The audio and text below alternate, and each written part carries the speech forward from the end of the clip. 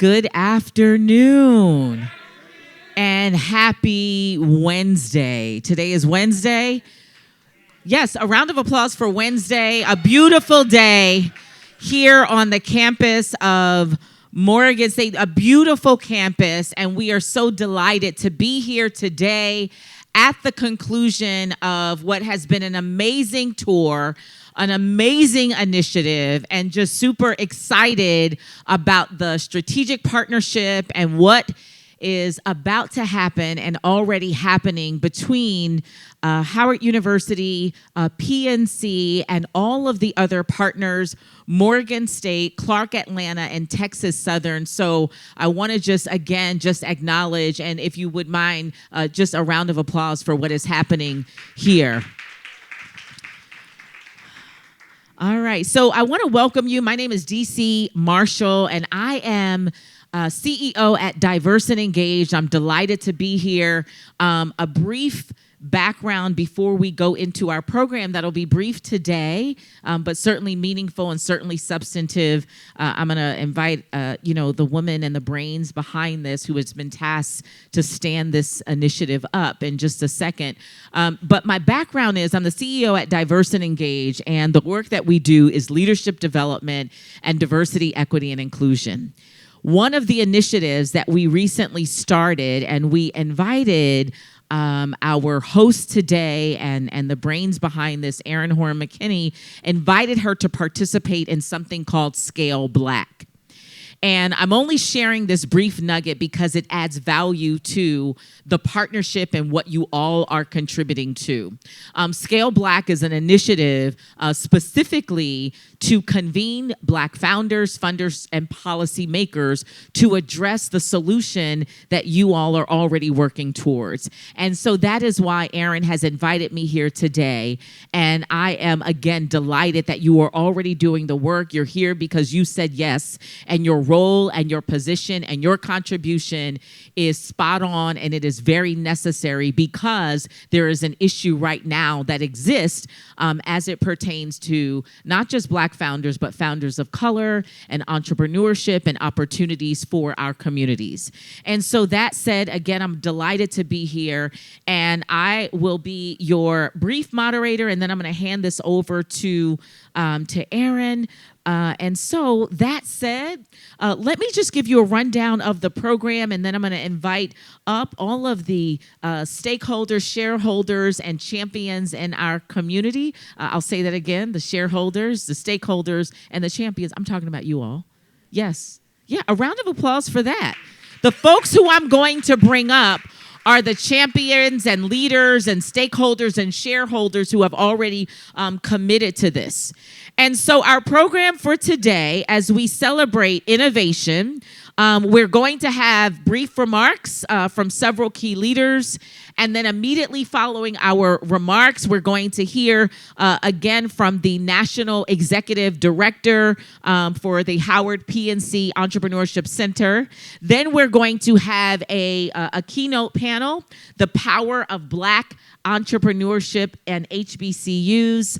And then we're going to have closing remarks, and immediately following our closing remarks, we'll have a brief time for networking. All right. And so that said, I'm going to bring up our first guest to share brief remarks and a welcome. And so specifically, you probably already know because you're here on the campus, but Dr. Fikru Bogosian is here. He is Dean of the Earl G. Graves School of Business. Have you all seen the School of Business here? It is state of the art. You have to see it. Yes, clap for that. He is the Dean of the School of Business and Management at Morgan State University, and we're going to have him give a welcome. We thank you so much. A round of applause for Dr. Bogosian. Thank you, Ms. Marshall. Thank you. Good afternoon and welcome to Morgan State University. I am Fikru Bogosian. I'm the Dean of the Earl G. Graves School of Business and Management here at Morgan State University. As you all know, Earl G. Graves was an American entrepreneur, a publisher, a businessman, a philanthropist, and an advocate for black businesses. He was a graduate of Morgan State University, and he was a founder of Black Enterprise magazine and chairman of the media company Earl G. Graves Limited. At the Graves School of Business and Management, we pride ourselves on living up to the dreams and expectations of this iconic business entrepreneur and leader.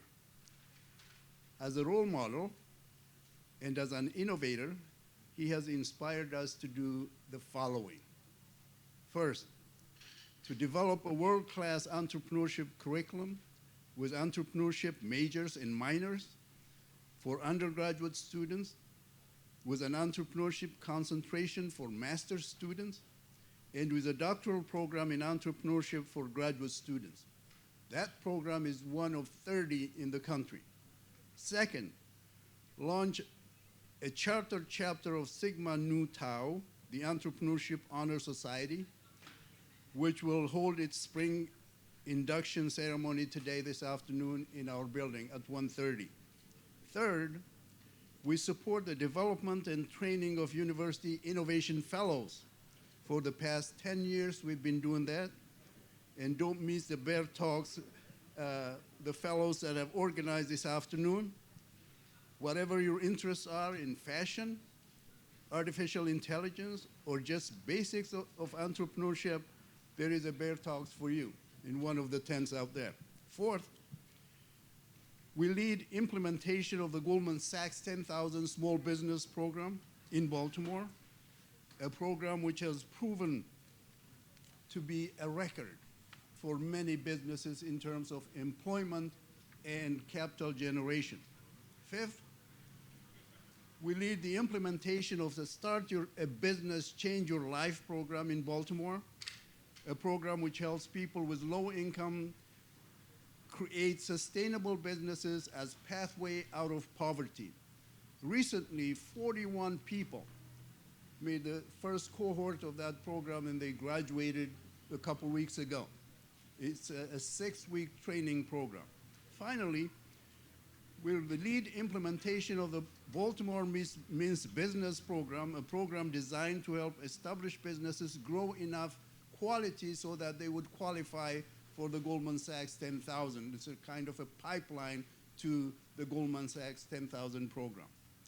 Today, we're here to celebrate the accomplishment of black entrepreneurs, past and present, and we're here to thank PNC for supporting and enabling black entrepreneurship.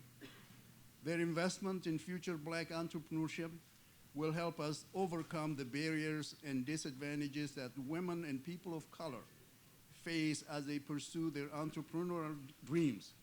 Thank you, PNC, for your support, vision, and generosity. And thank you all our partners here, partners, HBCUs, community organizations, Friends of Morgan, and alums for working so collaboratively in the pursuit of our common goal, which is eliminating disparities in business ownership and entrepreneurial success among people of color through research and expanded awareness and access to entrepreneurship education, experience, and opportunities. I will close with this quote from the late Earl G. Graves. He said, "Economic power is the key to success in a capitalistic society. Business is the means to that power. African Americans can play this game and we can win at it. You can succeed in business without being white." That's what he said in his book. So, thank you for being here. Thank you for supporting this important cause. And thank you for working to ensure all aspiring black entrepreneurs have the opportunity to succeed. Thank you and welcome. Thank you so much, Dr. Bogosian. We appreciate this. And so next we're going to have Laura Gamble join us here to bring remarks. But before we do, I want to just level set. in why this is so important and meaningful for PNC to be here. We are coming up on 3 years post the diversity tipping point. Say diversity tipping point. When corporate America made commitments for the very first time or acknowledged that Black lives do matter, and they began making charitable contributions to Black institutions and for Black communities, and that was good and great. But here we are 3 years later, and some of you know that not all corporations have honored those commitments or continued those commitments.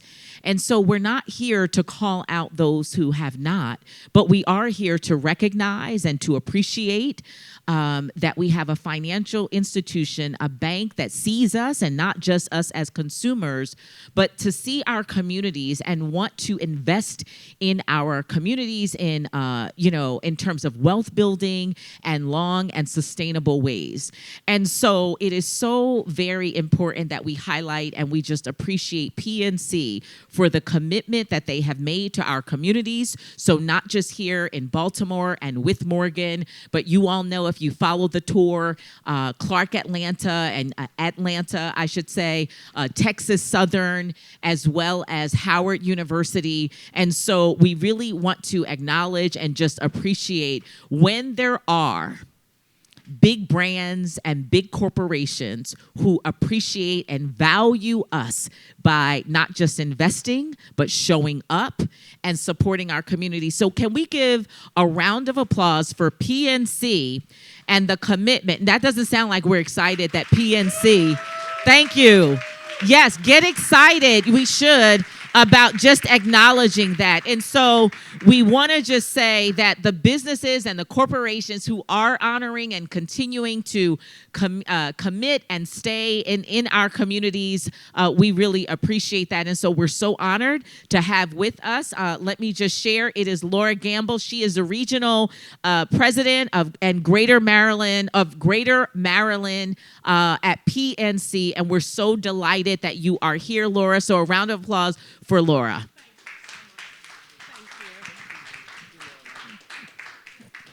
Thank you so much. Welcome, everybody. As you just heard, I'm the regional president for Greater Maryland for PNC, and it's really my great pleasure to be here on this really momentous occasion today. At PNC, we are deeply invested in being part of the communities where we live and work, and Morgan State is so very important to our community. Historically, Black colleges and universities have a deep and rich history in our country. Statistics tell us that getting an HBCU education sets a student up for success. Our country's network of more than 100 HBCUs actively works to address the financial obstacles African American students face, and they increase graduates' lifetime earning potential by well over 50%. HBCUs provide a wide spectrum of educational programs and a vibrant, inclusive community. They are driving impactful change in entrepreneurship and economic development for Black business. And at PNC, we're committed to harnessing the full scope of our resources to drive economic empowerment and move all forward financially. That's why we're standing here today as part of the launch of Howard University and PNC National Center for Entrepreneurship. We know that expanded access to opportunities, education, and resources will lead to thriving businesses, thriving communities, and thriving economies. At PNC, we know that our success is directly proportional to the prosperity we help create for our employees, our customers, and our communities. The resources and efforts put forth here at Morgan State, in conjunction with Howard, Clark Atlanta, and Texas Southern, will lead to the development of educational resources and access to capital that will launch the next generation of Black business owners and entrepreneurs. The next generation is already starting and growing businesses that can create jobs, generate income, and accumulate wealth. There are currently over 9 million minority-owned firms in the U.S. currently. And we can see that next generation all around this amazing event, with talks from innovation fellows who are already leaders in technology and fashion, and at the pop-up marketplace where young entrepreneurs are showcasing their products and services. Through the center, we can make sure that up-and-coming Black businesses have the chance to learn from other successful entrepreneurs and give them the chance to thrive. Here at Morgan State, I sincerely want to thank Dr. Mary Foster and Dean Fikru Bogosian for the important work that they're doing to bring the National Center's work to life, not only for Morgan State students, but for the broader Black business community. And I also want to thank Erin Horn McKinney, Executive Director of the Howard University and PNC National Center for Entrepreneurship, for leading the charge and bringing this vision to life, as well as Associate Provost Baron Harvey and Howard School of Business Dean Anthony Wilbon for their vision to create the center. And I also I would be very remiss if I didn't thank all my PNC colleagues that are here today, out here for the great work we do, and our long partnership with Morgan State here on the campus and through lots of volunteer activities as well. We've always really found this partnership to be very special, and this just takes it to an additional new level. So we're very excited about that. And I would also put a plug in for all our women in business here that PNC is celebrating our 13th annual Women in Business Week, May 8th through 12th.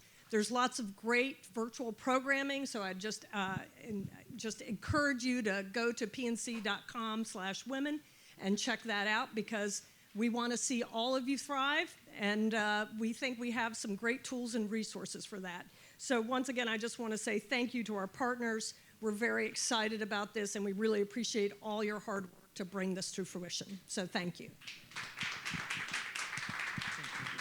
Thank you so much. That is Laura Gamble. Thank you. Thank you. If you just joined us, we welcome you to Morgan Celebrates Innovation, presented by Morgan Innovation and Entrepreneurship Center. And we're so very grateful to be here for the close of the tour. I am going to move us to the next, who I will bring up. Kendrick Tillman is going to join us on stage, president of Greater Baltimore Black Chamber of Commerce. So a round of applause for Kendrick as he comes.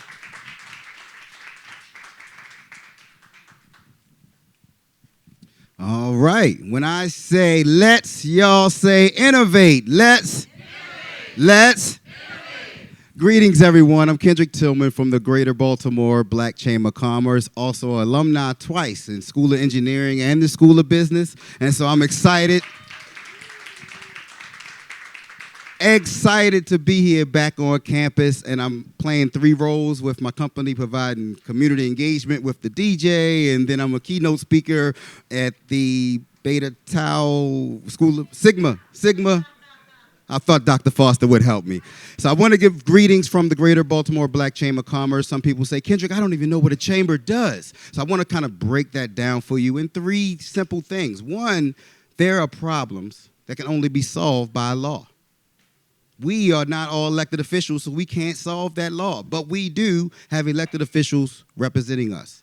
And so the Greater Baltimore Black Chamber of Commerce advocates for any legislation that would hurt small businesses, or this session, we were proactive, and we actually wrote some legislation that would add value to diversity-owned incubators. And so I am an owner of an incubator called the Digital Base Center, and we just closed on our commercial property in December, right in Locust Point. And so we fit the format of innovation where we were doing a food technology incubator right there in Locust Point. So you're thinking robots delivering food, point-of-sale tables, as well as robots doing repeatable services as cooking food. And so we're excited just to be in part of that advocacy, because there are paid lobbyists that do the same work. And so I want you to know that lobbyists get paid to do the work that advocates do, and because we care about whatever topic that you care about. So 2, we find that so many of our small businesses are suffering in silence. Many of our businesses, and we find there are only 2% of businesses in the whole country that have more than 1 employee. That's so many solopreneurs. If my team didn't go and teach my math through music program in Montgomery County, I couldn't be here. It takes a team, it takes a squad, and so we want to be able to help that safe haven. You can come to the chamber, and resources are being dumped to us. They said, we want to support small businesses. Can we give you resources to the chamber? Of course. We give it to our constituents. And we provide that comfort zone where you can take advantage of partnerships, strategic partnerships. And so lastly, we have nonprofits that all want to have a mission complete. And so we may be too busy with our jobs and too busy minding our own businesses. And so we want to be able to support our nonprofits. So when you think chambers, think those three things: advocacy, resources, and partnerships with that small business relationship and network. And because we want to remove the word networking, let's say relationship building. When we build relationships, we build trust. When we build trust, I will refer business to you, and you'll build capacity so we can get out of the solopreneur mind frame. And so the answer to who don't have to be you. It takes a team. And so thank you so much. We're the Greater Baltimore Black Chamber of Commerce. I'll turn it back over. Okay, thank you, Professor. He taught the class, did he? He taught us on the Black Chamber. This is Morgan Celebrates Innovation. All right, and without further ado, I am going to introduce the woman, and then we're going to roll video, and then the next voice you will hear is the woman and the brains behind this strategic partnership.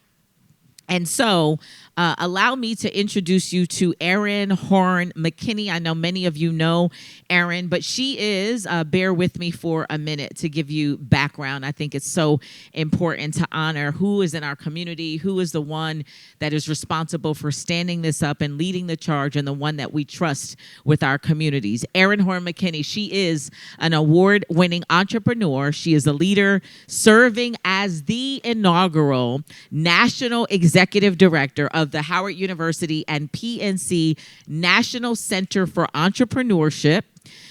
In 2021, the PNC Foundation awarded Howard University a historic $16.8 million, and it's actually, I know you're saying, well, we're Morgan. It is actually a national center of which there is strategic partnerships across, and you'll hear more about this in just a minute. But it was a historic grant over 5 years to develop a unique, interdisciplinary, multi-generational, and industry-agnostic approach to addressing the barriers facing Black entrepreneurs in the U.S. Prior to joining Howard, Erin, she served as the inaugural, Executive Vice President of Innovation and Strategy for the Association of Entrepreneurship Opportunity. And prior to that, or I should say, and part of that in her background, you should know that she has also been the first Black CEO of Women Venture. Also the inaugural, Managing Partner of Inclusion for Jumpstart. Also the inaugural, Senior Advisor on Innovation and Entrepreneurship in the Executive Office of the Mayor of Washington, D.C. Yes, you can clap. I see. Yes. And additionally, her background includes, are you ready for this? This is why she is here. She is the woman for the job, and we're celebrating Black entrepreneurship. We're celebrating women and entrepreneurship. Also, leadership roles at the National Diversity Council, the Maynard Institute. Should I go on? Okay, I will let the video do the work, but that is, and she is Erin Horn McKinney. We will welcome her to the stage after this brief video. Thank you. We know that small businesses are not only the lifeblood of the U.S. economy, they're central to the success in communities and neighborhoods. If we want to ensure a more diverse and inclusive economy, we need to make sure that Black and other minority-owned businesses succeed. The Howard University and PNC National Center for Entrepreneurship is an exciting new initiative, and the reason that it is it's super unique. Nothing like this has ever been created before.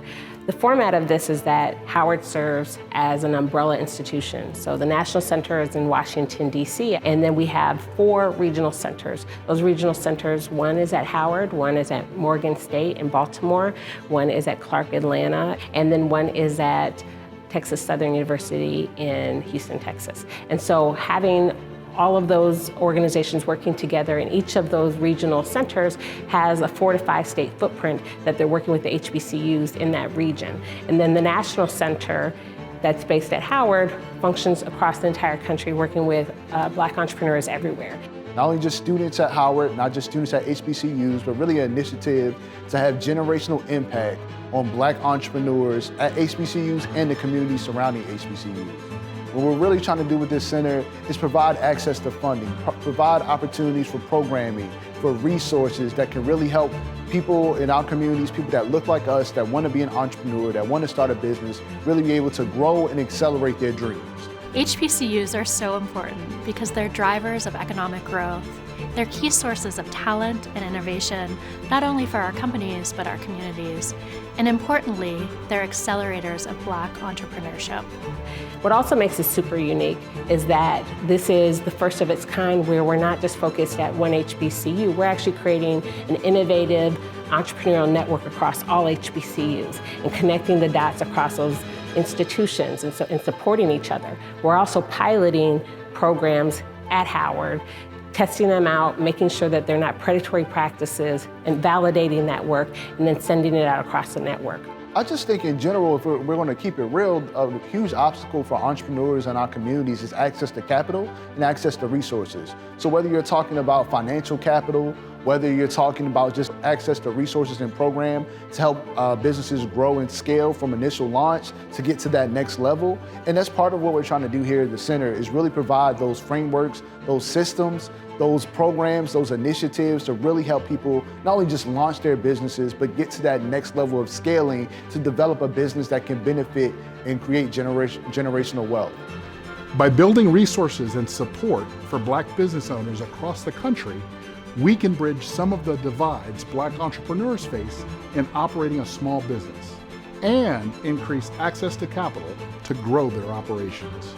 Additionally, the thing that oftentimes confuses people is that they think that entrepreneurship lives within schools of business, and that's just not true.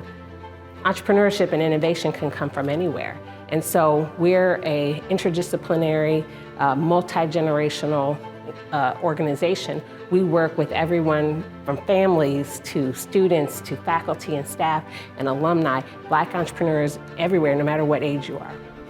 By partnering with Howard University and the regional hubs at Morgan State, Clark Atlanta, and Texas Southern University, we know we can further empower and support Black entrepreneurship, which will in turn build up our economy and our communities. What success looks like for us is we start seeing a resurgence of Black business corridors. We start seeing businesses that are thriving and scaling. We start seeing more Black billionaires. When we start seeing families that are being able to pass their businesses on and creating generational wealth, that's when we know that we've made some real impact.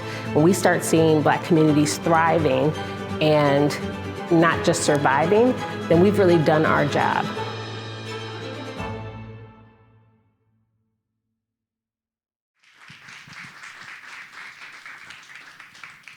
Good afternoon.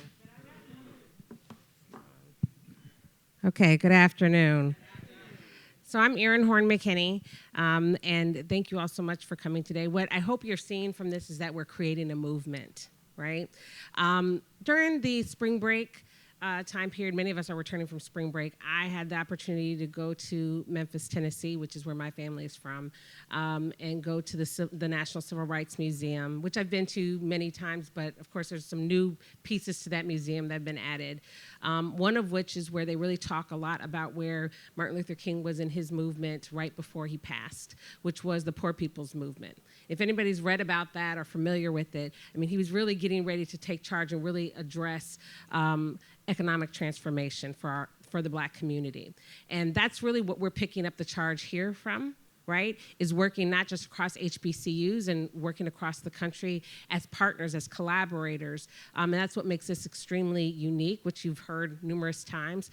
And it's really because what you've also heard numerous times from Kendrick and from Dee is because it's trust. It's about trust. HBCUs carry trust in Black communities. All HBCUs are based in Black communities, and therefore who better than to be the thought leaders in how we create and be economic drivers in their communities to make real change happen. But I don't do this work alone. I'm very honored to have the opportunity, who you also saw in the video, is Dr. Johnny Graham, who serves as our associate and regional director based at Howard, who's going to come up with me and share some words as well. And of course, everybody loves in the video is if we're going to keep it real, right? Because we are keeping it real. Come on up, Dr. Graham. This work has already launched and started. There's a lot more to come, but I want Dr. Graham to share some of the work that has just launched just in the last few weeks. And then there'll be some announcements at the end of our presentation today that I'll also share. Good afternoon, everyone. It feels great to be here. I was telling some folks earlier, I literally grew up 5 minutes from this campus, went to Northern Appold for pre-K, nursery school, so really good to be back home. I'm really excited to be a part of this initiative to impact Black entrepreneurs, not only here in Baltimore, not only in DC, not only on Howard's campus or Morgan's campus, but around the country. And even though we're just launching, this event is kind of a part of our national launch and regional launches. We've already kind of gotten to work to impacting ecosystems of Black entrepreneurs around the country and launched a few different programs and initiatives to provide funding, access to capital, and just further opportunity to grow ecosystems for Black entrepreneurs. So I did want to share with everyone today a few of those initiatives and the impact we're already starting to make across the country.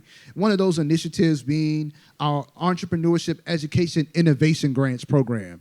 That program in particular offers $25,000 grants to HBCUs around the country to help grow their ecosystems, whether that be to develop an entrepreneurship center on their campus, to develop non-credit courses to help entrepreneurs in their communities, to develop programs and workshops to provide further instruction, further mentorship to Black entrepreneurs, and even to have pitch competitions and pop-up shops like you see today for student entrepreneurs on their relative campuses. So I did want to acknowledge our initial recipients for the Education Innovation Grants. We've already announced and awarded 10 HBCUs around the country through that program. Again, each of those schools getting $25,000 to help enhance their ecosystems. It's not $25,000 in total, but $250,000 in total, and looking to award even more. So I did want to acknowledge these 10 HBCUs. South Carolina State University.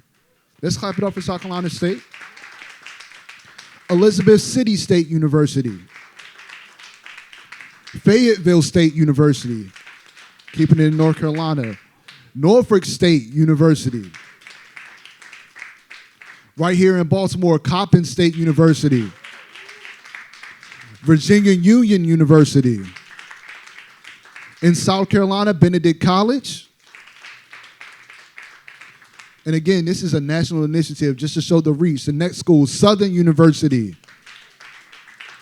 In Texas, Prairie View A&M. Again, here in Maryland, Bowie State University.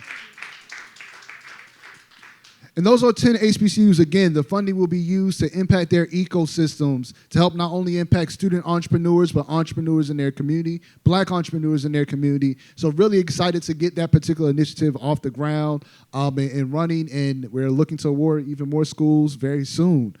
In addition to that program, we also recently announced and awarded what we call our Faculty Fellowship Program, which is both at this point a national and regional program, which really serves to support HBCU faculty members that are doing research and scholarship relevant to understanding Black entrepreneurs and the ecosystems and best practices to support Black entrepreneurs. And so we did announce our initial faculty fellowships here at the National Center, but then I believe Morgan will be announcing very soon their regional center faculty fellows.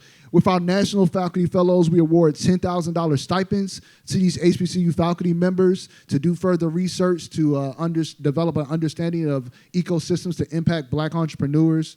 And I'm going to announce a few of our National Center faculty fellows, and we do have one from Morgan, so I'll announce that one last.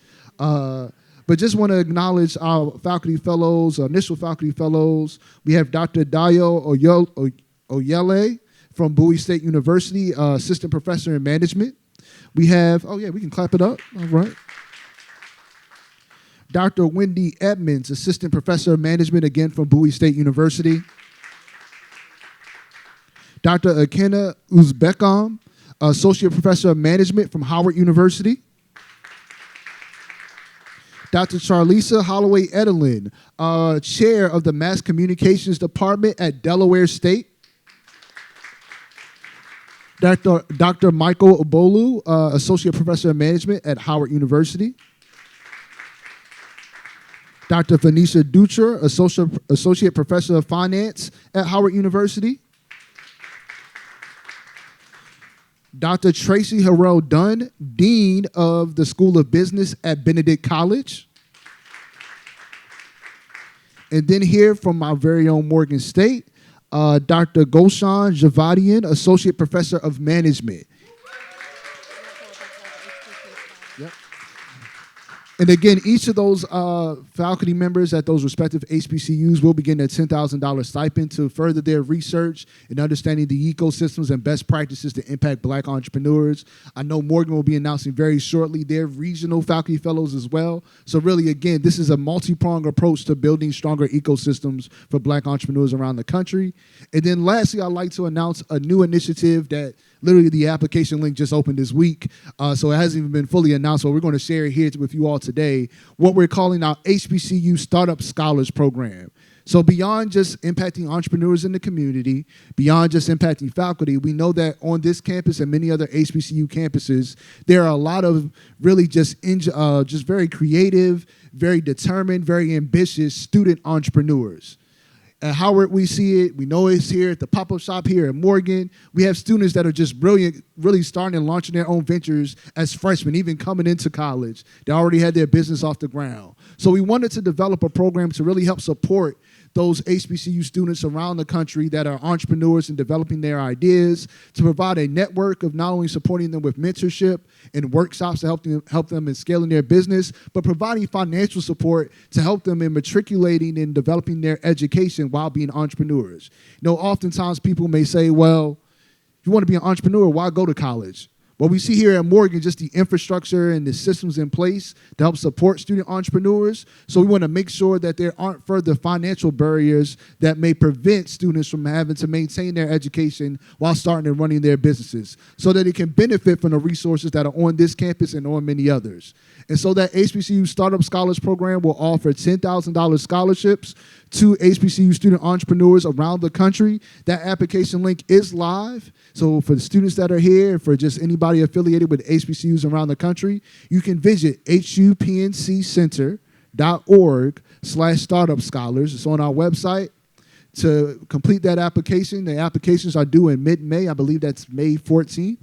So make sure if you're a student entrepreneur at an HBCU or know one, have them apply to that program. We're really looking forward to launching that as well. And I know we'll have more announcements later, but that's all I'll have, and we'll get to our panel. Thank you. Dr. Graham is absolutely amazing, and I have the pleasure of working with him every day. And so that not doing this work alone, we are building amazing teams across the country. Each center, as we've talked about, will have a regional director. So Dr. Graham serves as the regional director at Howard.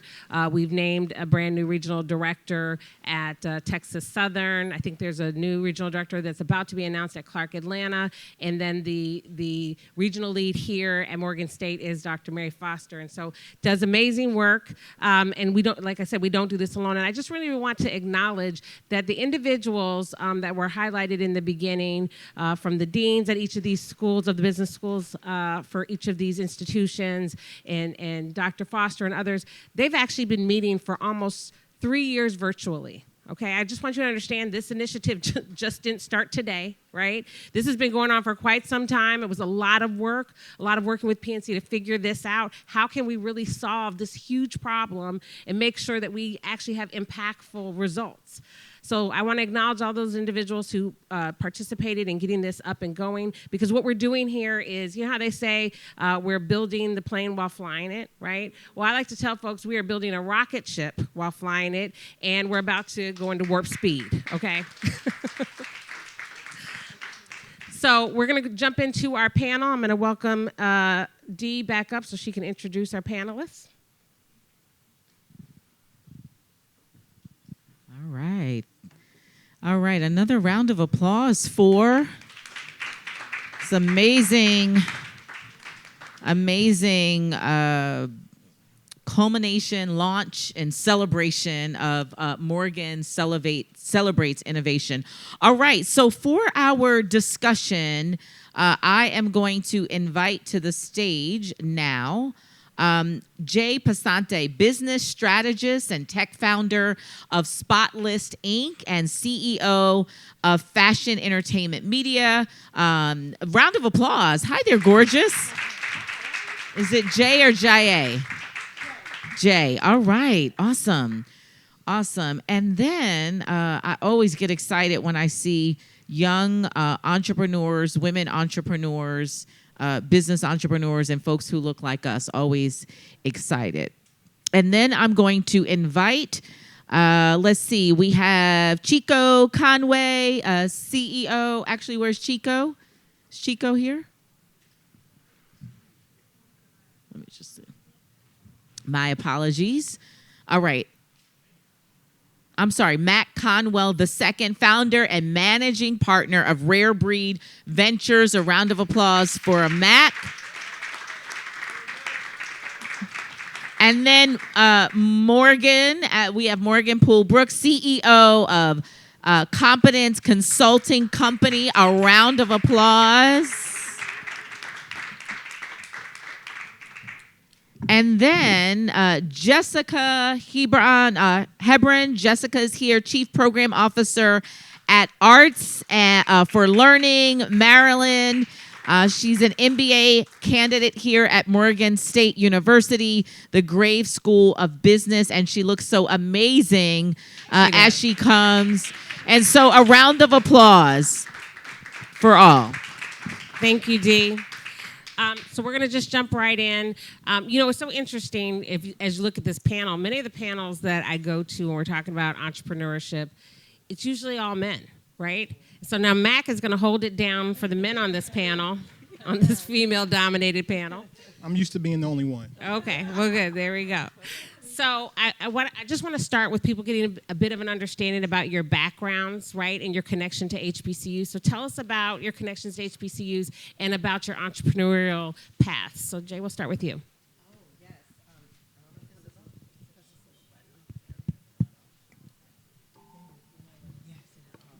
Hi, everybody. How are you guys doing? I'm Jay. So I came to Morgan State. Funny story is I was supposed to go to Duke. My mom was very upset that I chose to go to an HBCU instead, being that she felt that going to Duke as a legacy would benefit me in my career. However, I had the opportunity of going on a college tour here when I was at NJIT doing a program at NJIT. And I loved the campus. It wasn't as beautiful as it was as coming up. It was, still in its growing stages of change and transformation, but it stuck in my mind. And I applied to a lot of schools, but this one came through, and I said, I'm going to Morgan. And I became an entrepreneur around 19. I came to Morgan at 17, and I ended up having a great experience. I transferred, got an internship in the city, at a media company now known as Hollywood Life. And it just really opened my mind to being in the industry as an entrepreneur, as a freelancer. I started working in media, fashion, music, entertainment, sports over the last 15 years almost, and it's been a great experience. And then from there, I started a tech company about 6 years ago, and it is the first on-demand platform to host 8 markets that each generate up to $900 billion in revenue. And it's also the first to have 6 user interfaces and over 50 streams of income. Yes, and I also created a charity to coincide with that. It's very near and dear to my heart, and that's kind of how I started. Yeah. Thank you. Can you tell us the name of that? Spotlist Inc. and Fashion Entertainment Media was what launched me as a PR expert, grew into a marketing strategist, and now I've rounded out to a business strategist for the last 10 plus years. Thank you. Thank you. Go ahead, Mac. So I'm matriculated here at Morgan State University. I had a great time, had a lot of fun. Studied computer science. Ended up leaving Morgan to take a job at Northrop Grumman, working for the Department of Defense with a top secret clearance as a government contractor. After that, I went on to be a two-time entrepreneur. My first company I sold to American Express. The second one didn't work out. Then found my way to the investment arm of the state of Maryland, the Maryland Technology Development Corporation. I was the first person of color they ever had on their investment team. While there, I also started what is now known as the Builder Fund, which is the first and only state-backed pre-seed fund for women and minorities in the country. The governor put that onto the state budget in fiscal year 2020 and is going strong.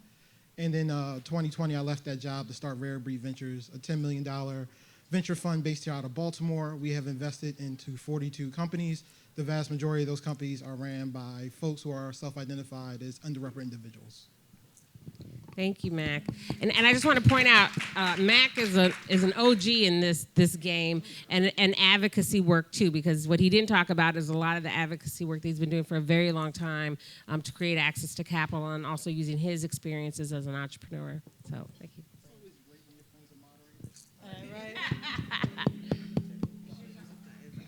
Well, it's kind of hard to follow the OG, right? But my name is Morgan Brooks. I am the owner of Competence Consulting Company, started back in 2020, so right around the pandemic. We focus in business development and digital marketing. And so I actually transferred to Morgan. I started my journey at Lincoln University in Pennsylvania, and some family issues happened, and my grandma got sick, and I was like, let me be a little bit closer to home. So Baltimore, Maryland is my home, and so I was like, let me just come back to Morgan and see what they have to offer. Studied business administration and was very, very excited I got to enjoy the Earl G. Graves new business building. So that was a perk. Sorry, Jay, you missed it. But so I've been in business for about 3 years. My journey was a little bit different. I always knew I wanted to be an entrepreneur, but knew I had to gain experience from someplace. And so while in college, I worked at T-Mobile, kind of worked my way all the way up until assistant manager. Probably would have had my own store had I not just stepped out on faith and say, you know what? I don't know if I want to be right back up in everyone's face, touching their phones with COVID happening. So I was like, how can I use my skills of being personable, use my knowledge? I said, put my BS to use, right? So my bachelor's of science. And so that's when I just decided to start my business. And I really started small. But now I have one of the largest contracts that I've probably ever had so far to date, working with a nonprofit. But I started small with just word of mouth. People were like, hey, can you make me a website? Hey, can you make me a website? Which I really focused on in school, learning how to create websites. And then from there, I was just like, I'm going to keep running with it. So I have 2 large clients. And still kind of growing. So I'm the baby of this panel, but I got a lot to offer. Thank you. It's okay we want to show every aspect, right, of it. So Jessica. Hi, everybody. I'm Jessica Smith-Hebron, and I wanted to come to Morgan ever since I was watching A Different World. And I went to Virginia Commonwealth University for my undergrad in theater education, and my job as Chief Program Officer at Arts for Learning Maryland, being the first Black person on the leadership team, brought me here to Baltimore. So I was like, well, I'm making all my dreams come true. I'm applying to Morgan, and I just have to say, first of all, I love Baltimore. And I love, love, love going to Morgan. It's one of the best decisions that I've made. The support that we get, the amount of opportunities that come. Everybody who's sleeping on Morgan needs to wake up. Wake up. This is the best school, and the Earl Graves School of Business is very important to me because when I was about 12 years old, one of the first books that I read was Earl Graves' book, How to Succeed in Business Without Being White. So if you can imagine, my babysitters club that I started when I was 12 became my first business. And from there, the passion for children in everything that I do. Creating businesses to help children to connect to Black history. My first company was Culture Kingdom Kids and still is. I've had that company for 13 years. And we've done everything from having major contracts at the Smithsonian, being there at many Smithsonian institutions, being their artist in residence, which I'm currently, and many other different, actually 12 different Black history museums across the country. What I do with Culture Kingdom Kids is I create empowering entertainment for your royal children. And that means that when there's exhibits that come in that are really adult-centric, I work with those museums to make sure that those concepts children are getting so they can develop a cultural sense of pride from my education background and things like that. With Arts for Learning Maryland, I am, as the Chief Program Officer, I supervise 250,000 students arts programming across the state of Maryland, making sure that every child has an opportunity to be inspired through the arts. And part of that is our Blacktastic Children's Festival that we started in the pandemic. That is a virtual festival that we've had for 3 years now, and to date we've had 43,000 students attend virtually that celebrates not just Black history, but specifically, because I am a proud Maryland native, Maryland's Black history and culture. And so I would say that entrepreneurship and all of these things, they work together in my life because they connect to 3 things that are important to me: my Black history, children, connecting, all of those things, and making sure that our generations are getting early and often opportunities to be connected to making their dreams come true. Well, and I think that's a great segue to talk about each of your experiences at Morgan and why, like, how did Morgan and being at Morgan fuel your entrepreneurial endeavors and dreams? Okay, so, the last panel I had with Dr. Foster, I was talking way too much. But now that everybody here is just personable and going in, I'm not going to monitor myself. So today, I'm going to give myself 30 seconds to say whatever I have to say. So to elaborate, Morgan, honestly, when I came here, it wasn't, I think the best thing was the culture. And I think that's why I chose Morgan, is because I felt that here I would be amongst my peers and of culture, like same cultural background, same social background. And honestly, like he said, we had a great time.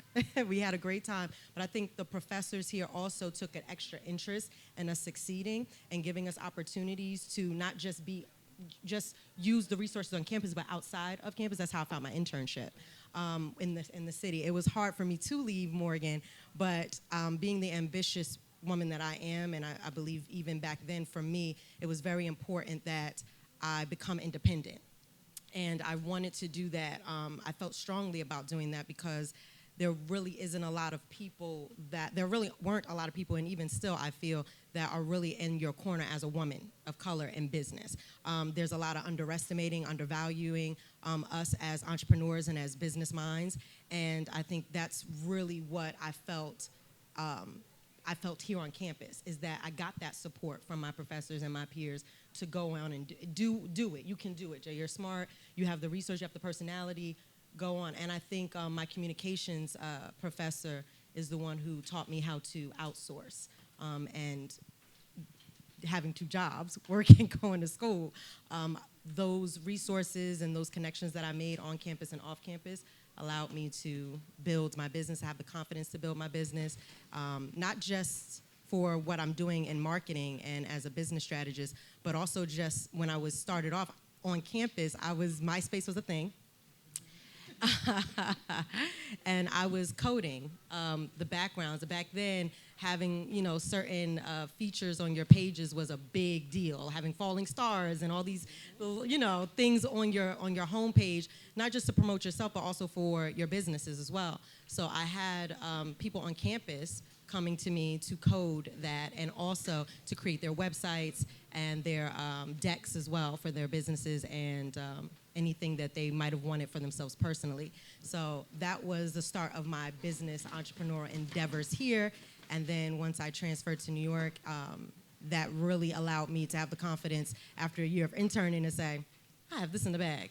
I'm gonna go out, I'm gonna freelance.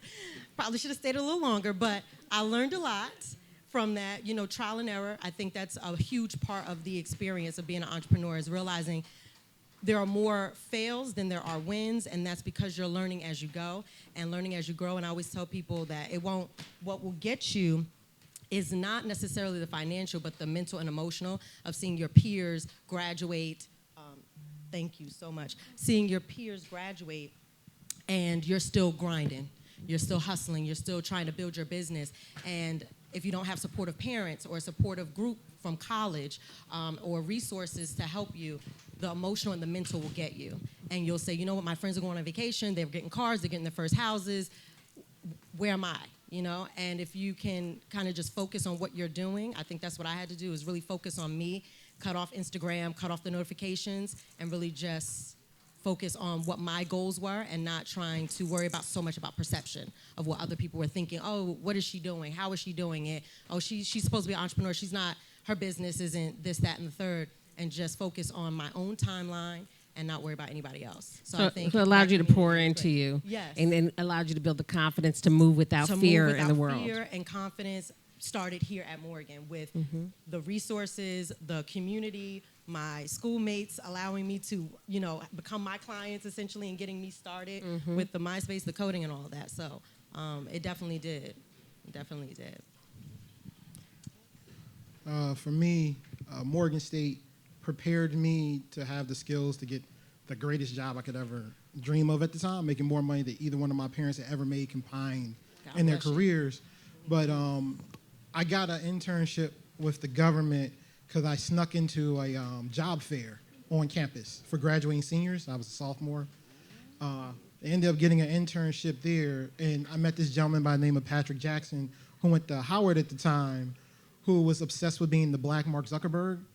Well, he was the first of my friends who quit his job and moved to California because some dudes who used to work at Google decided to give him some money.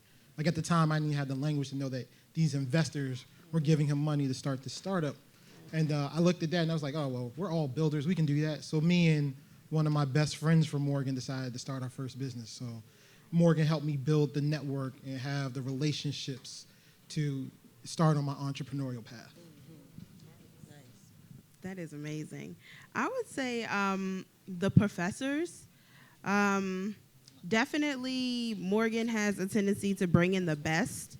And so the professors are so intentional with how they educate you. They are very dedicated. When they see that you are tuned in and you're focused and you're driven and you know what you want, granted, you know, college is a place where you find yourself, right? You're trying to figure out what do you want, but if you can lock in to know exactly what you want, and then you find that right professor that's like, yes, I'll support you. I know, like, for me, it was my INS, it's INSS professor, and that's where I learned how to do websites, and she was just like, you are so driven. You need to, you know, I know. She said one day she would vote for me if I ran for the president.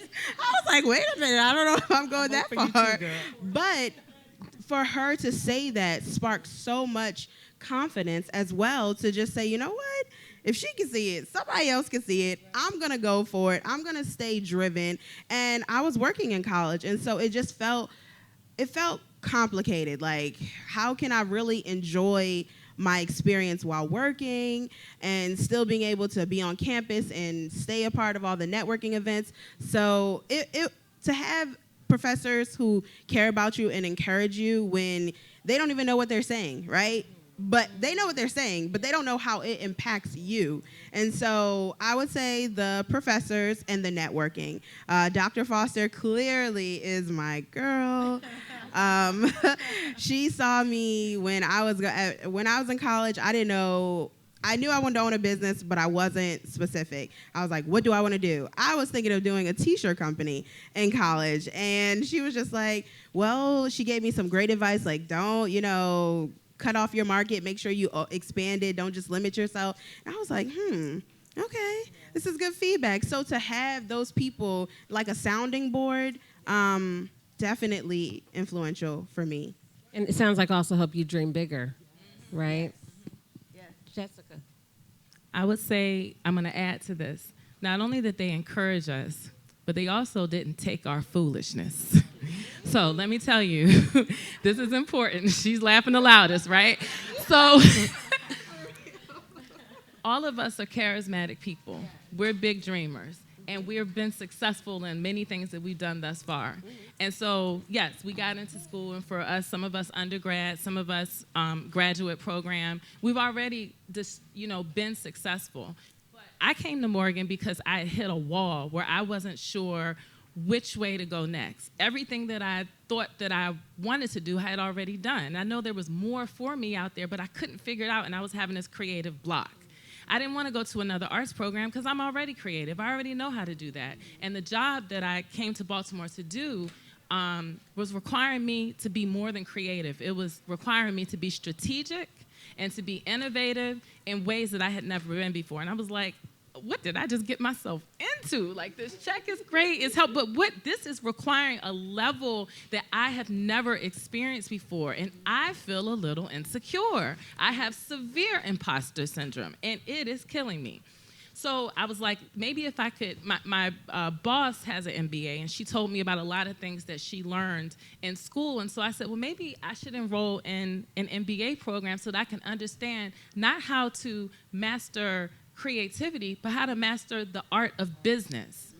And so that's what I'm learning in school, how to master the art of negotiations. They don't work with Dr. Foster. She is really firm, fair, and consistent. But I'm just saying how to negotiate, how to be strategic, how to get outside of yourself and think of the big picture and to play the long game. That is what I needed to work on and what I'm learning here. And since then, with people like Dr. Fletcher and Dr. Wells and many others, I've had many conversations with them where I'm like, I think I just need to quit, or I just need to, take this back. There's just so much going on. I don't know. And they will just be like, okay, well, this is your path. And they have pushed me, like you said, but they've also talked me out of the negative conversations that I might have had with myself that it was making me get in my own way. And so it's just like, Jessica, you're either going to do this or you're not.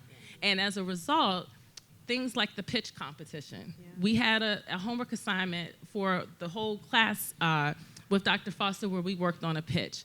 I knew that I was going to take this seriously because I'm like, I really want to work on this. I never thought I would do pitch competitions, but there were ones offered with Baltimore Means Business, which is a program that's sponsored by Morgan, and other programs. And it's like every pitch competition thus far, I won. Yes.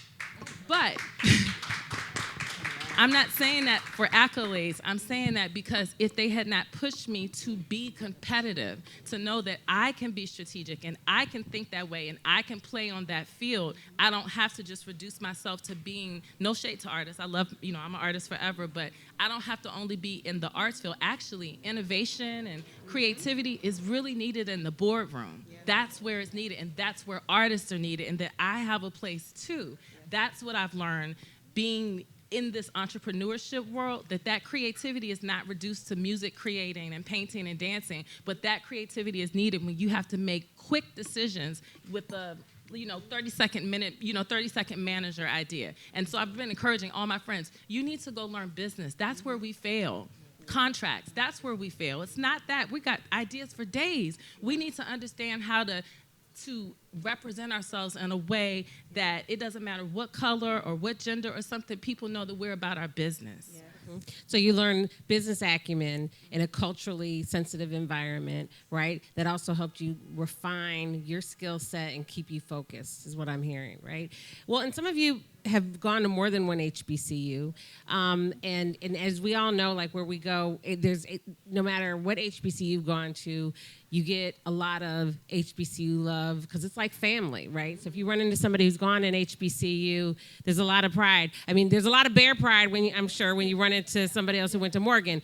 But it's also what I love, kind of using the different world reference, is that it's just like how people show up for each other and see each other.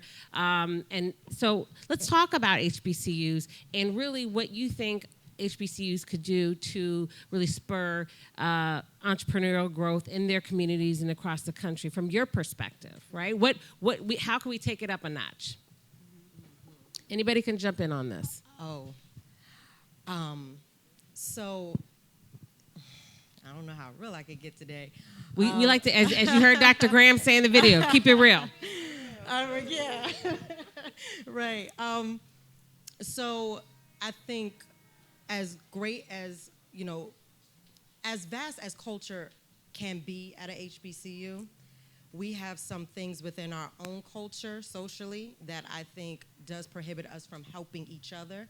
And that's just not in the social space, but it's also in the corporate space as well. I think within our culture, there is a lot of because of how our culture is raised, like my mother's side is Nigerian and African, my father's side is also African and in Spain, right? So for me, when we're raised in our environments, there are things called the color complexes and the colorism and the pretty privilege and all of that. And I will tell you from my own experience, it did not help me. It worked against me. And it is why I stayed independent so long, because in the corporate space, this does not necessarily translate to you're intelligent. One, because I am a woman, and then on top of that, because I'm a woman of color, but more so because I'm a woman. But for me, I think culturally, within our own culture on campus, there needs to be more emphasis on us putting that aside, because it starts here in college, right? You build those relationships, and then from there, you help each other in the corporate space or in the business space. And that might seem very small, but what does that have to do with business? But it does, and the women, you will know, we'll find out if you don't know now, but it is a thing, because men bro out after work, y'all go to the bars, y'all get to know each other. Women can't do that in the corporate space. Well, we can, but we can't, right? You know what I'm talking about. Yeah. Right, he knows. Yeah. If you're an entrepreneur, we know this more than I think anyone that works in the corporate space or has that executive title. It is a lot harder for us to do that. And I think on campus, if we had the talk, and instead of addressing it when we see it on Bravo, see, Dr. Foster know what I'm talking about. You know, and on social media, I think it would help us bond more as women and men of color together to understand that colorism is real, but we don't have to stereotype every single person that we see, thinking that that is what they're thinking, that you think you're better, I'm not gonna help you because you're light skin or you're brown skin or whatever it is. Our culture is diverse, and that's the beauty of Black culture, is our diversity, right? Brown and Black culture, right? POC is not just, it's also Asian, you know, as well. But for African Americans, it's very hard for us as it is. So to go into the real world as an entrepreneur or working in corporate America and still have to face those challenges, not just against people who are not POC, but also with each other, because somehow we end up competing with each other and looking at each other as the enemy, because the opportunities are this small for us.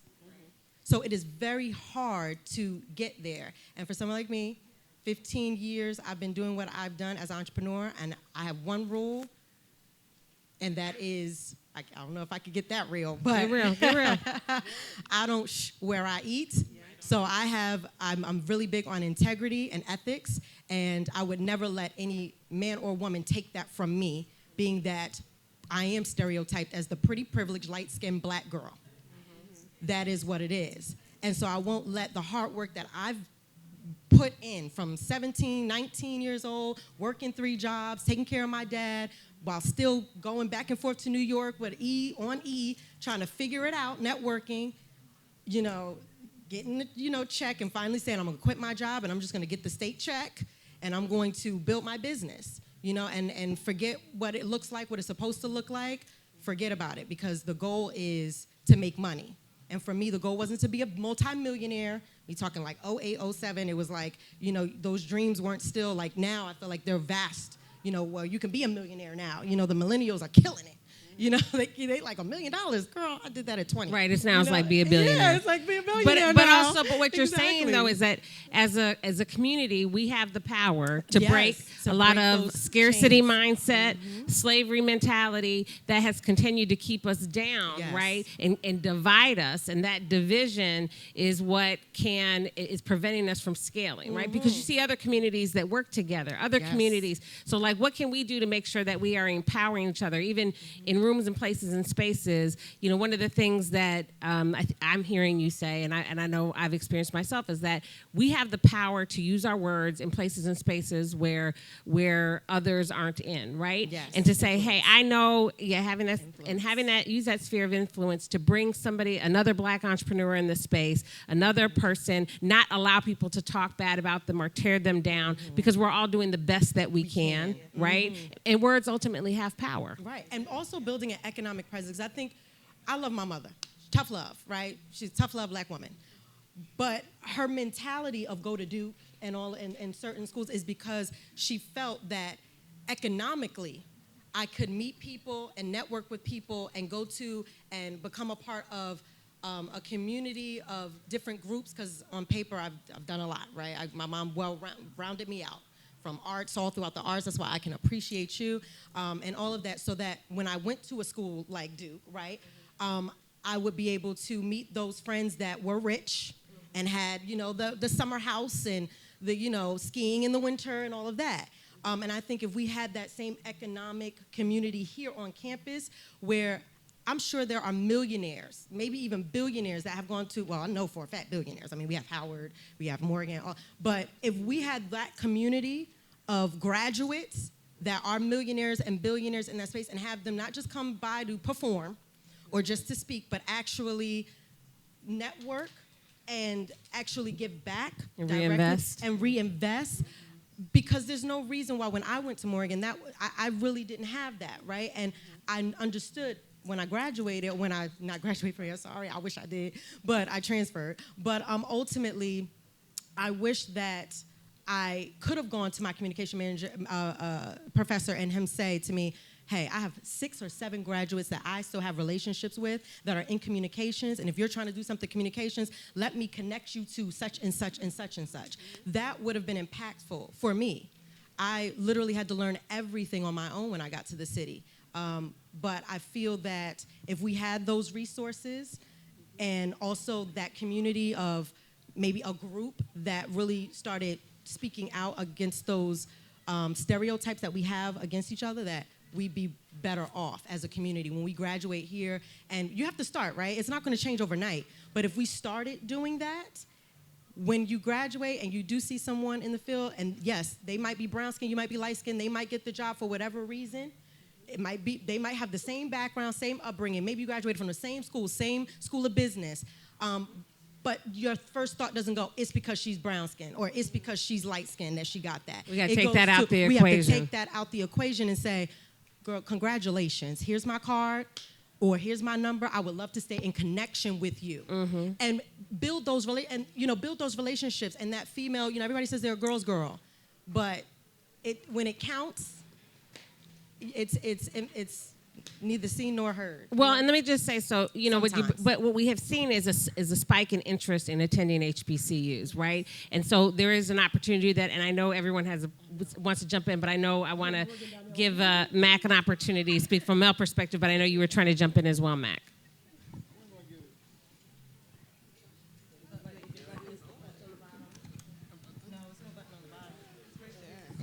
There we go. All right, I'm good. So what could HBCUs be doing better? Well, first off, for all the women in the audience, a trick for doing business meetings is have breakfast meetings. Because if you go to breakfast, there is no idea that you're supposed to have a drink, right? So there's no need for alcohol. So just for you women out there, a little trick for you, right? I second that. If I was running HBCU, 3 things I would change. First thing I would do is I would revamp the computer science coursework. Every HBCU I've been to is computer science coursework is outdated, included Morgan. I'm just telling you the truth. All right. Number 2, I will offer a senior level course that will be interdisciplinary, that will allow students of at least 3 different departments to come together to start a business. Minimum of 3, maximum of 10, to start building companies on campus their senior year and use that as a project to graduate with, right? And the last thing I would do is I would offer an MBA course featured around private equity. We do not have enough black people in private equity. That's in public investing, real estate investing, private investing like I do. We just don't have enough. And when you go to campuses like Stanford and Harvard, those are the most well-attended courses. Those are the courses that not enough kids can get into. We don't even offer that. So those would be the 3 tactical things I would do at every HBCU across the country. Thank you, Mac. Go ahead, Jessica. That's great. And I second that for sure. I would say equip the students. Speaking on what Jay said, it's important that we do have that flow of alumni kind of participation, and those that do have those billion-dollar, million-dollar businesses, that they have to feel confident that the students are competent enough to say, okay, yes, I can grab you from this school. So I think just equipping the students well enough for people to feel comfortable for them to take those referrals and not feel like, I'm not sure how they're going to perform. So we'll give them a trial period, right, where they can just full on have a job if they know that they've taken all these prerequisites, they have this education that will and has equipped them to be in this position. And then I would also say having the business, making a business from school. I think it's very important, and I always said it to myself. I felt like I did myself a slight disservice. I was in classes with accountants. I was in class with other marketing professionals, and I was like, then I left, and I was like, oh, I don't really like accounting. So I should have left class with at least having that contact of someone to say, you know what? When you start your business, since I've already known I wanted to own a business, when you start your business, hey, here's my number. They might not have a car, but here's my number. If you need someone, internship type of opportunity, then you can call on me. So I definitely think just slowing down, I think that is, for me, key. Slow down. In college, I think we get so, it becomes muscle memory almost. It's like, let's just graduate, let's take the courses, let's just get through, right? And then it becomes like an engine, and you're not slowing down to really identify, well, what piece has to be connected to this engine for it to actually run? And so I felt like I lost out on that. I didn't slow down enough to really incorporate what I was learning in class to my actual business. Now, mind you, I didn't know what I wanted to do at the time. I thought I was gonna do a t-shirt company, right? But had I slowed down and really been able to stop and say, I know I don't really like fashion like that. I think it's cool, I admire it, but I like public speaking. I like helping and inspiring people to want to start their business, right? Whatever you do, that's my thing. It's like, whatever you do, own a business. When I say people are going to school for nursing, I'm like, do you know how many traveling nurses that you could start yourself a business and they will pay for all of your expenses?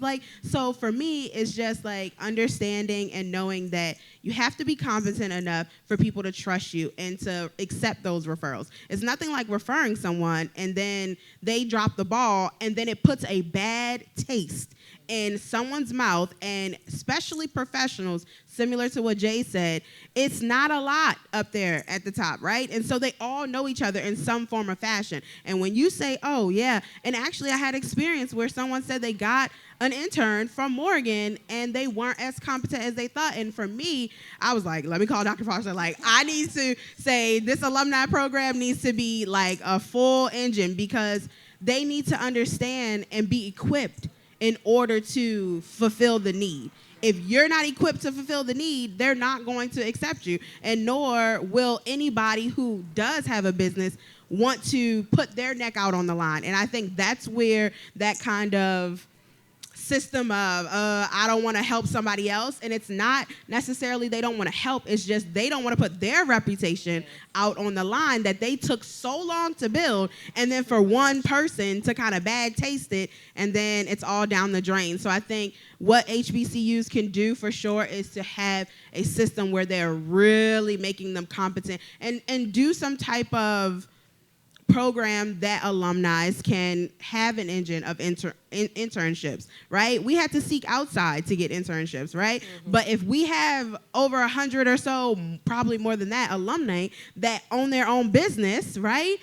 This is where they should be finding their internships. So activate the alumni network, and then also make sure that you're never too young to start a business, or kind of two takeaways. And that you're competent enough to fulfill that internship when you get that opportunity, because you never know where someone's business will grow to, and you could have started with them at the beginning stage, and you were competent enough to stay. Mm-hmm. And you can go to the next level with that person. Thank you. And Jessica, I want to make sure, because I know you've been waiting patiently to jump in. 3 things. The first thing is our textbooks in school. There are 3 books that I feel that every MBA student or business student, whether you're in school or out of school, should be reading. I'll just talk about the first 2. They have to read Earl Graves' book. They have to. Our textbooks have got to reflect the people, Black people in success, Black and brown people. It can't just be when we look at the textbook and we're seeing a whole bunch of white people be successful, and all the examples are people that don't look like us, or one token person in the textbook. So if we don't go we use the textbooks, but also there are amazing business books by Black people. The first book I say Earl Graves. Number 2, the second one, Reginald Lewis. Another book that I got Earl Graves' book at the Reginald Lewis Museum, and then I picked up his book too. So, How to Succeed in Business Without Being White, and Why Should White Guys Have All the Fun? 2 books that must be required reading for Morgan State students. And at the beginning, I don't care, like, got to read it. It's a blueprint. Also, I think that there should be a student choice, reading books of people that they admire that look like them. So for me, Grace Jones' book, I'll Never Write My Memoir, is the name of the book. At the bottom, at the back of her, 20 chapters, was her contract that she had developed over 30, 40 years of being a business representative of herself. And that contract helped me to update all of my contracts. And so those are 3 books that I feel are required reading that must be added to the list if we're really talking about being inspired by people that look like us so that we can go on their journeys as well. The next thing is everybody has got to go to the National Black MBA Association Conference. When you talk about, I say, a different world, and I know I bring that up a lot, but there's a reason. I felt the support when I went to Morgan, but there is something about going to a conference of all people from all over the country that are in similar programs as you. There are people from all different types of jobs and companies that are looking for you, that have on the job, all of my classmates got on the job offers, internship offers. And when I walked around, I didn't see competition. I didn't see people saying, I can't talk to you right now, I've got an interview. Or no, I saw people going to different booths saying, hey, this one right over here, you should hire her. She's really good at X, Y, and Z. Or hey, congratulations on that job offer. It was the level I experienced Black excellence, but also Black support. And I've actually taken every year, I went the first time here, and of course we went with our Morgan students, but I'm taking off the week this time to go to this conference so I don't have to rush, so that I can experience. I already have a job, but I'm going because there may be something else. It turned me on to other opportunities that I wouldn't have necessarily considered for myself. And the companies that were represented, you got to just talk to so many people that some looked like you, some didn't, but everybody was there for you. But every time you go, you feel like your cup is refilled, and you feel like you have an opportunity to find your tribe of people that understand your business. Did you have a third thing? I want to quickly make sure. Oh, that's good. Okay, well, but I'm gonna start with you though. In one sentence, what's the one piece of advice that you would, because we're gonna close with this, okay? So what's your closing piece of advice to Black entrepreneurs in one sentence? And I'm starting with you, Jessica. Contracts and accountants are essential. Okay, great, that's a good one. All right, Morgan, what do you got? I would say have faith in yourself. Okay, that's a good one too. Be bold and network. Make sure you network. Okay. Ooh, she took mine. I was going to say accountant and agreements, for sure. I would honestly say, I feel like everybody just said everything, but... Can I give you a hint of what I think you would say? Oh, yeah, sure. About personal branding? Because that's your space. That is my space. I was actually saying, don't be afraid to do what you feel is your passion. Because I feel like passion is probably not the word I would use, but because everybody's also not necessarily passionate. Some people just are good at something, So you can, Skill. Exactly. Some people are just good at it. It may not be their passion, but they're good at it. Don't be afraid to scale that. Don't let anyone. One sentence, Jay. Don't let anyone. You're about 20 exactly. to 30 sentences in. Don't let anyone tell you that your idea is too big. Amen. Thank you for closing with that. Let's give this a round of applause for this. Okay, so can we do maybe 2 questions? No? You gotta go? Okay, no to the questions, but that's what networking is for, right? That's what we can say after. So let's give this panel a round of applause.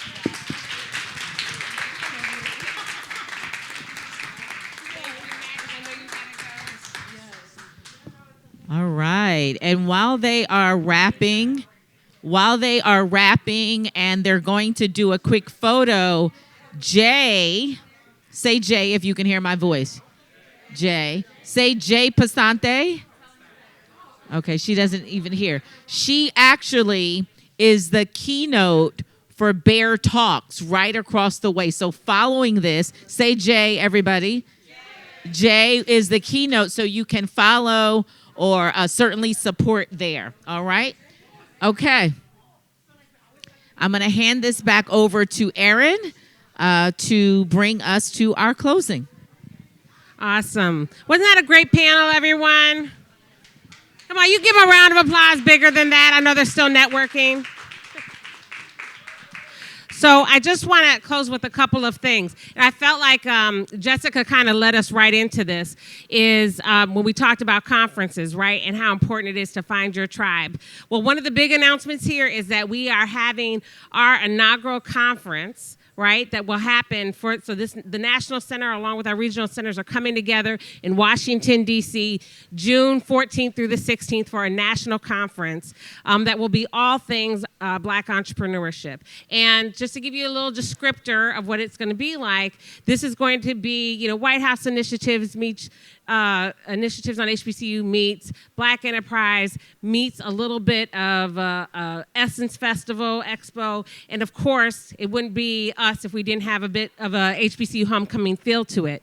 But the reason why we're doing this, because you might say to yourself, do we need another conference on Black entrepreneurship? Absolutely. Right? But the difference in this, though, is that we are bringing researchers together with practitioners so we can have that data, so we can do that advocacy work that Kendrick talked about, and realize our own power, right? One of the things that I think came across in our panel today is talking about our own power and what we can do.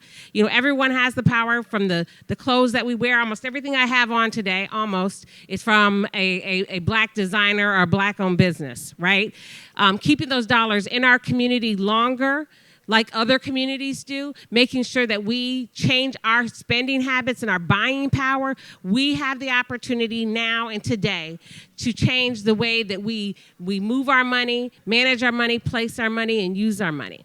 Okay? I want to thank everyone here today for being a part of this movement, this kickoff of this movement. Thank our wonderful MC, DC Marshall, and to thank you everyone at PNC, lastly, for your commitment to our community.